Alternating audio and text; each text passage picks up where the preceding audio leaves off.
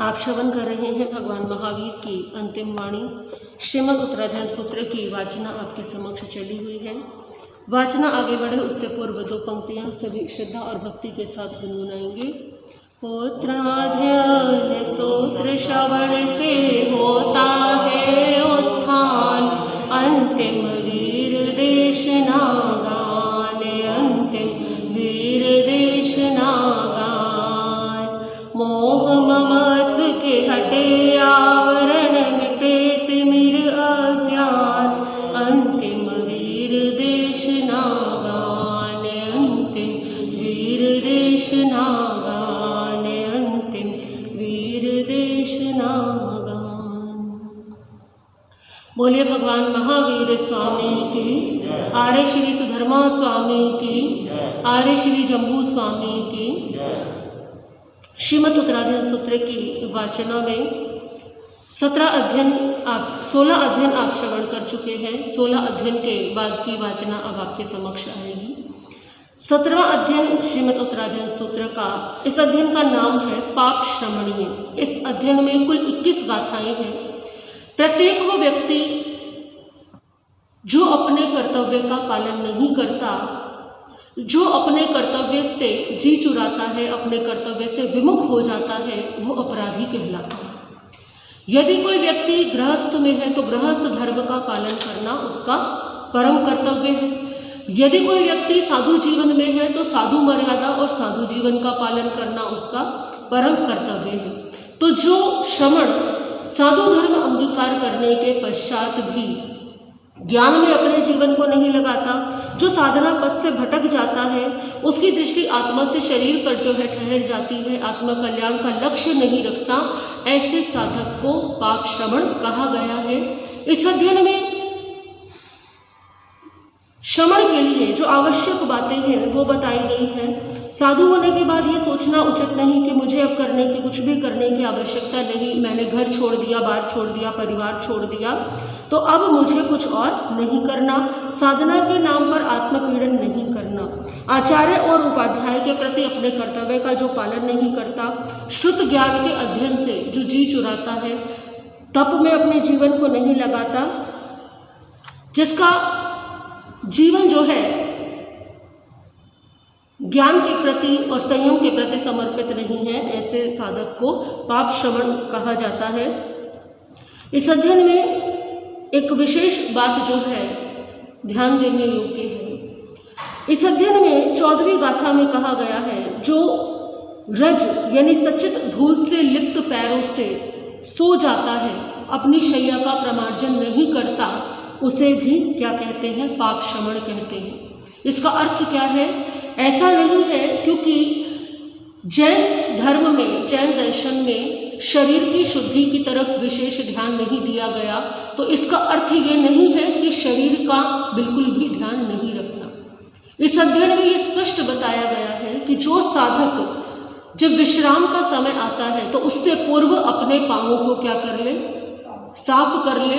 जो धूल से सने हुए पैरों से अपने शैया पर सो जाता है और शैया की झाड़ पोछ नहीं करता, यानी जहाँ वो विश्राम कर रहा है, जिस आसन पर विश्राम कर रहा है, उसे झाड़ता नहीं है, उसकी सफाई का ध्यान नहीं रखता, तो उसे क्या कहा गया है?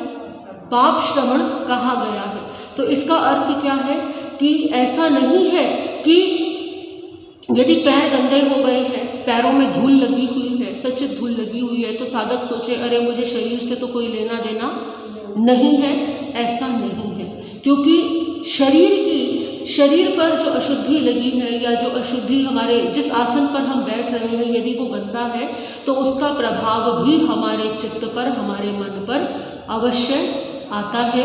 हाँ, साधक ये लक्ष्य न रखे कि मुझे केवल शरीर की शुद्धि पर ही ध्यान रखना है, शरीर के प्रति आसक्ति नहीं रखनी, ममत्व नहीं रखना, लेकिन जैसे एक उपकरण होता है, आपके भोजन का पात्र होता है, तो आप ऐसा तो नहीं कि उसके प्रति लापरवाही करते हैं, उसे गंदा छोड़ देते हैं। उसकी सफाई भी की जाती है, उसका ध्यान भी रखा जाता है, उसे टूटने से बचाया भी जाता है। क्यों?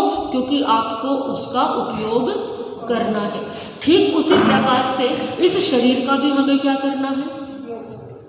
उपयोग करना है।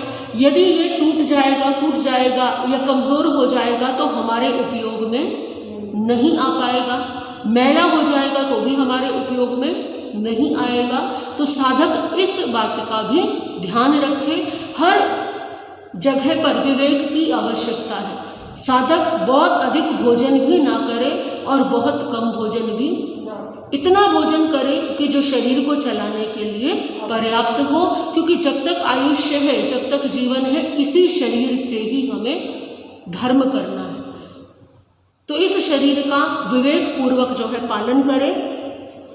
कहीं भी यदि विवाद होता हो तो उस विवाद को बढ़ाने का कार्य ना करें। विवाद शांत हो सकता हो तो ठीक है, अन्यथा वह मौन हो जाए। स्थिरता से बैठे, हाथ पैर जो है उसकी चंचलता नहीं होनी चाहिए। इस अध्ययन में बाह्य क्रियाएं जो है बताई गई हैं जिनके कारण से मन की चंचलता भी बढ़ जाती है, क्योंकि ऐसा नहीं है कि शरीर की किसी भी क्रिया का प्रभाव चित्त पर नहीं पड़ता। यदि कोई हाथ पैर बहुत हिलाता है, एक आसन से स्थिर होकर के नहीं बैठता, जिसकी दृष्टि स्थिर नहीं है, तो ऐसा व्यक्ति जो है उसका मन क्या होता है, बहुत अधिक चंचल होता है, उसके मन की भी स्थिरता नहीं होती है, क्योंकि शरीर की स्थिरता से मन की स्थिरता का अभ्यास होता है। तो इसीलिए प्रयास करना चाहिए हमें स्थिरता का। और इसी कारण से आपने देखा होगा कि अनेक बार गुरु भगवंत बताते हैं, कहते हैं कि आप समाहित कीजिए, मौन की समाहित कीजिए, वाणी को अपनी मौन कर लीजिए, एक आसन में समाहित कीजिए, यानी अपने शरीर को बार बार हिलाना डुलाना नहीं है। अपनी दृष्टि को भी स्थिर करने का प्रयास कीजिए। इसे योग भाषा में त्राटक कहते हैं, त्राटक का अभ्यास कहते हैं, जिसमें अनेक प्रकार के त्राटक किए जाते हैं। एक होता है बिंदु त्राटक, जिसमें कि नेत्रों के सामने एक कागज पर एक बिंदु लगा करके उसको लगातार देखा जाता है। ये मन को एकाग्र करने का बड़ा अच्छा अभ्यास होता है। ऐसे ही बिंदु त्राटक के साथ साथ अब दीपक त्राटक भी होता है, सूर्य त्राटक भी होता है। तो ऐसे अनेकों प्रकार के अभ्यास होते हैं जिसका माध्यम तो शरीर है, परंतु वो किए जाते हैं मन की स्थिरता के लिए। तो पाप शमनी इस अध्ययन में 21 गाथाएं हैं और एक साधक के लिए ये चेतावनी है कि साधक को अपना जीवन कैसे बिताना है कि वो पाप शमन ना बने और अपने जीवन में जो संयम लिया है उसका पूर्ण रूपेण पालन कर सके। मूल पाठ श्रवण करेंगे। बोले भगवान महावीर स्वामी की 70वां अध्ययनम पाव समनिजम 17वां अध्ययन पाप शमन में। जेके इमे पवये नियठे धमम सुनिता विवो वर्णे सुदुल्लहम लह्यम बोहि लाभम विहरे जपछाय जहा सुहम तो से जादहा पाउरणम में अति उपजयी हो तुम तहेव पाऊ जाना ही जम बटई आओ सुते किम नाम कहा में सुयन घंते कैसे इमे पवये निता सीले पसाम पगामसो बोचा पेचासो हम सुबह पाव समनिति उच्चई आयरियो अझाहिम स्वयं विनिम गाहिये तेचे वसिंसई बाले पावय समनिति उच्चई आयरियो अझायाणम समम न पड़ी तपय अपड़िय पुए थद्दे पावय समनिति उच्चई समदमाणे पाणाने बियाणी हरियाणी असंजय संजय मनावाणे पावय समनिति उच्चई संथारगम फलगम पीढ़म निसेजम पाय कंबलम अपमजीय ये मारोहि पावय समनिति उच्चई दव दवस चरई पमते अभिखणम उल्लंघणे चंडय पावय समनिति उच्चई पड़ी लेहि पमते उव उज्जई पाय कंबलम पड़ी लेहणाणाते पावय समनिति उच्चई पड़ी लेहि पमते से किच्ची हुने सामिया गुरुम परिभावय निचम पावय समनिति उच्चई बहुमायु पमुहरे थद्दे लुदे अनिगहे असम विभागे अचियते पावय समनिति उच्चई विभागम च उदिरे अहमे अत्तपन्नः वगहे कलहिरते पावय समनिति उच्चई अथिरासणे गुकुये जथ तथ निसिये आसनमि अणाउते पावय समनिति उच्चई ससरख पाए सुभई से जम न पड़ी लेहई संथारय अणाउते पावय समनिति उच्चई दूध दही विगयो आराहे अभिखणम अरे तब कमे पावय समनिति उच्चई यथ तन तम्य सुर में आहारे अभिखणे चोयो पड़ी चोये पावय समनिति उच्चई आयरिय परिपचाई पर पासंड गवेशये गणम गणीय दुभुवे पावय समनिति उच्चई संयम गेहम परिचर्य गवरे गेहंसी बावड़े निमित्तेनैव वरै भावसंनिति उच्चैः सन्नायि पिण्डं च मयि निश्चैः समुदानयं निषेजन च वाहे भावसंनिति उच्चैः एयारि से पंचकुशील संबोड़े रुवंधरे मुनिवराण हिठी में अयन से लोए विस्मेव गरये न से इहम नेव परथे लोए जेव जय ए सयाउ दुसे से सुवय होई मुनि न मचे अयन से लोयमम वपुये आराहे लोग मेणम तहावरम तिबेमी। बोले भगवान महावीर स्वामी की। 18वां अध्ययन। इस अध्ययन का नाम है संजयी। इस अध्ययन में कुल 45 गाथाएं हैं। इस अध्ययन में वर्णन आता है एक राजा का जो कांपिल्य नगर का राजा था। नाम था उस राजा का संजय राजा। कई स्थानों पर इसे संयति राजा भी कहा गया है। संयति राजा कहे, संजय राजा कहे, एक ही व्यक्ति से अभिप्राय है। तो संजय राजा एक बार, क्योंकि राजाओं का शौक होता था प्राचीन काल में, अपनी शक्ति का प्रदर्शन करने के लिए शिकार खेलने के लिए जाते थे। तो राजा शिकार खेलने के लिए जंगल में गया, साथ में सेना भी थी, सैनिक थे। हिरणों का शिकार करने लगे, हिरणों के पीछे भागने लगे, तो जो है केसर उद्यान में वो पहुंच गए। राजा ने हिरणों का पीछा किया, एक हिरण को निशाना बना करके राजा ने उस पर तीर चलाया। राजा ने तीर चलाया, वो तीर जो है जाकर के हिरण को लगा, परंतु हिरण रुका नहीं, वो दौड़ते दौड़ते आगे बढ़ गया। राजा ने भी देखा कि इसको तीर लगा है, बाण लगा है, तो इसकी मृत्यु होनी निश्चित है, तो क्यों ना मैं इसके पीछे पीछे जाऊं, कहीं तो ये रुकेगा ही। तो राजा पीछे पीछे गया, वो हिरण जो है केसर उद्यान के अंदर प्रवेश कर गया। राजा भी पीछे पीछे प्रवेश कर गए और उस हिरण ने आगे जाकर के एक मुनि जो ध्यान में लीन थे उनके समक्ष जाकर के वो हिरण गिर गया और उसने अपने प्राण त्याग दिए। जब किसी भी जीव को संकट महसूस होता है तो वो कहाँ भागता है? जहाँ उसको शरण की आस होती है, उम्मीद होती है। तो उस हिरण को भी किसकी आस थी? मुनि की आस थी। तो वो मुनि के पास दौड़ा, परंतु वो वहां तक पहुंचते पहुंचते मृत्यु को प्राप्त हो गया। राजा भी उसके पीछे पीछे गया, तो राजा ने देखा कि ये हिरण किसके पास जाकर के प्राण त्यागी है? हिरण ने मुनि के पास। मुनि ध्यान में लीन है, तो राजा जो है भयभीत हो गया कि इसका अर्थ क्या है, ये हिरण मुनि का था। और अब मुनि को जब ये ज्ञात होगा कि इनके हिरण की मृत्यु हो गई है, किसी ने इनके हिरण का शिकार किया है, तो ये क्रोधित हो जाएंगे और ये मुझे कोई ना कोई श्राप अवश्य देंगे, दंड देंगे। तो राजा जो है डर के मारे मुनि के समक्ष हाथ जोड़ करके बैठ गया, इस प्रतीक्षा में कि मुनि आंखें खोले तो मैं क्या कर लूं, उनसे क्षमा याचना कर लूं। मुनि ध्यान में लीन रहे।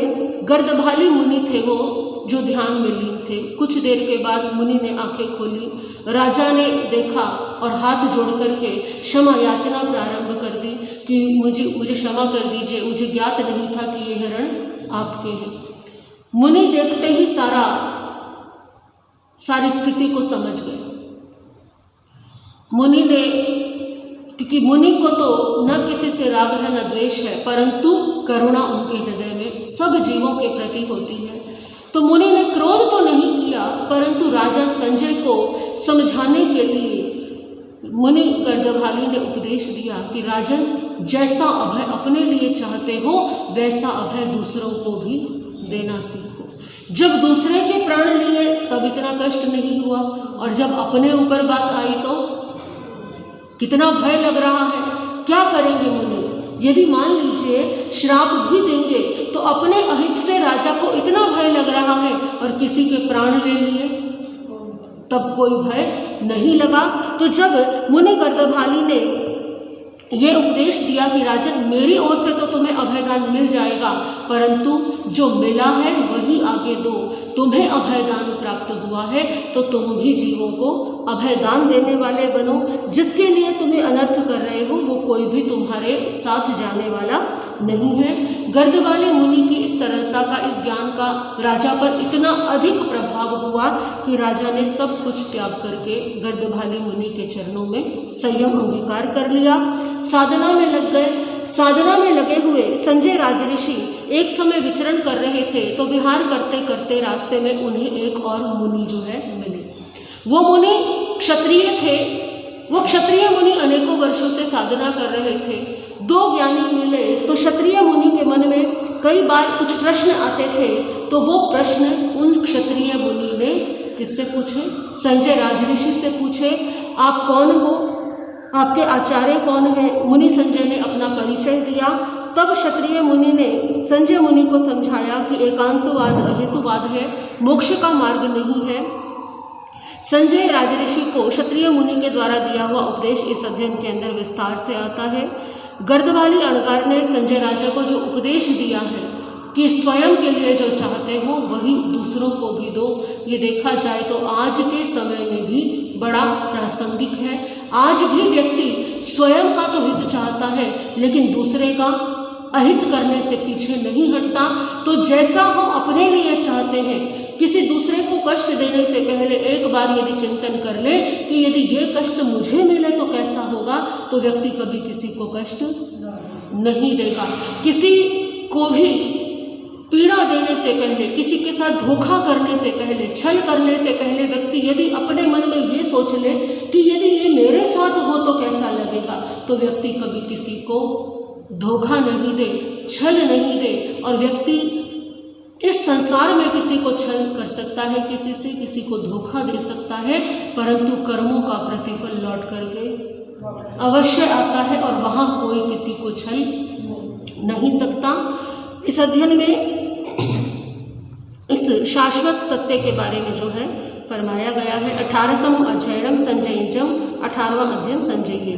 कंपिले नगरी राया उदयन बलवाहने नामेणम संजय नाम विगम उगहनये हयानीय गयानीय रहानीय तय विय पाय तणानीय वया सवो परिवारिये मिये छुबिता है गौ कंपिलो जान के सरे धिये संते में ये तत्व वही रस मुछिए केसर में उजाने अणगारे तब धने सजय यानस अझान संजते धम झाणम जियाये यफो वर्णम वम्मी झाये झविया सवे तसा गए में पासम वहे सेन राहिवे आस गौराया कृपागम सुतहि हये में उपासिता अणगारम तथ्य पासई राया तथ्य संबंतो अणगारो मणहो मये उमंद पूर्णनम रस गिधेणम धंतुना आसम विसजयिताणम अणगारस सोनिवो बन एन बंधय पाए भगवम इथ में खमे मोणेन सो भगवम अणगारे झाण विसय रायणम न पड़िमंते तौ राया भयदो संजौ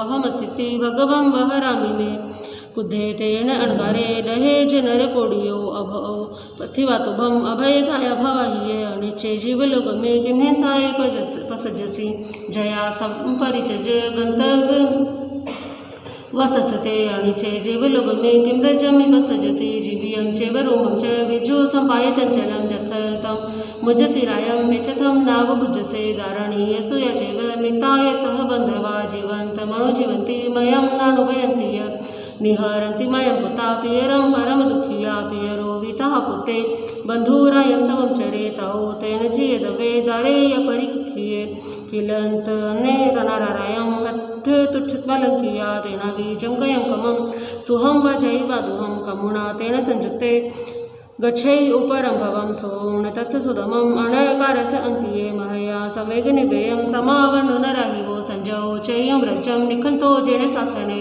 गद भाले स भगवाओ अणकारस अंतिये चचार ठंपवहिये खतिये परिभासे जहास दिसे रूपं वसनं तमहमणो किम्ना में किम गोते कस ठाय वाहणे कहं पड़िय रसि बुद्ध कहं विनीति उच्छसि संजौ नाम नामेणं तहा गोतेन गोयमो भद गध भालिवमैर्या विजा चरण पारगा किरियम गिरियम विनयम अन्नाणं च महामुनि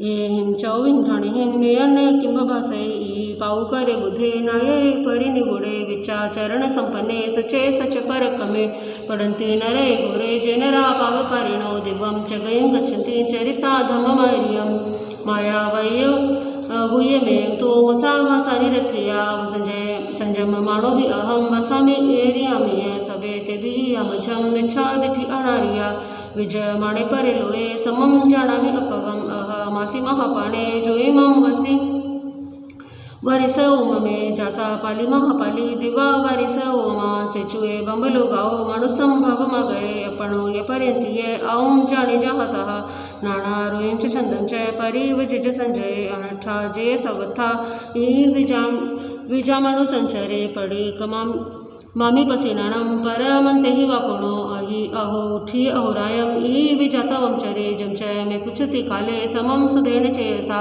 ताई पाऊ करे बुधे तमनाणम जिणे ससने केरियम चरोये धीरे अकिरियम परिवज्जये दिठि संपन्ने धमम चरम सुदुचरम एयम पुण्यपयम सुचा अथ धमो वसुहियम भरौ विभारह वासम चेचा कामाई पवये सागरो विसागरंतम भरह वासम न राहिवो विसरियम केवलम हिच्छा दयाये परिनिगुणे चैता भारहं वासं चकवटी महिडियो पवज मघुवगो मघवम नाम महजसो सरणं कुमारमणु सिंधो चकवटी महिडियो बुद्धं रजेक्ष वितानं सोवीरयतवं चरे चैता भारहं वासं चकवटी महिडियो संति संति करे लोये पतो गई मणुतरम इखा गारावै बसभो कुंथु नाम न राहिवो विखाय किति धीमं पतो गई मणुतरम सागरं तंजहिताणं हरहं नरवैसरो अरोय अरह पतम पतो गई मणुतरम चैता भारं वासं चक्रवटी न राहिवो चैता उत्तमे भोये महाकौमितवं चरे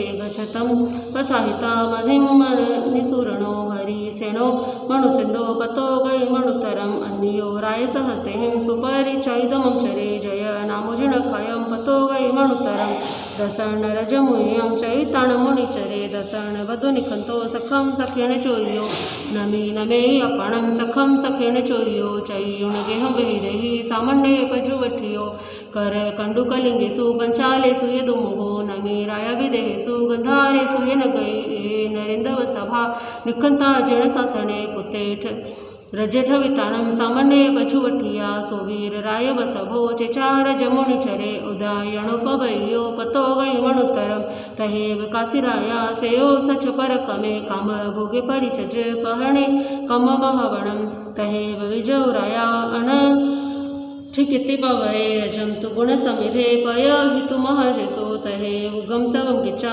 अवखितेण चेयसा महाबलोरायरिसि यदाय से ससिरं काम धीरो अहेमिं उमतो गमहिंचरे विशेषमदाय सुरादड़ परकमा अच तनियाण खमा सच्चावे भासिया वये अतम तरिसु तरंतंगे तरी संति अणावया कहम धीरे अभिमुनि अताणम परि अवसे सव संग विनिमुखे सदेह वै निरयति बेमी। बोले भगवान महावीर स्वामी की।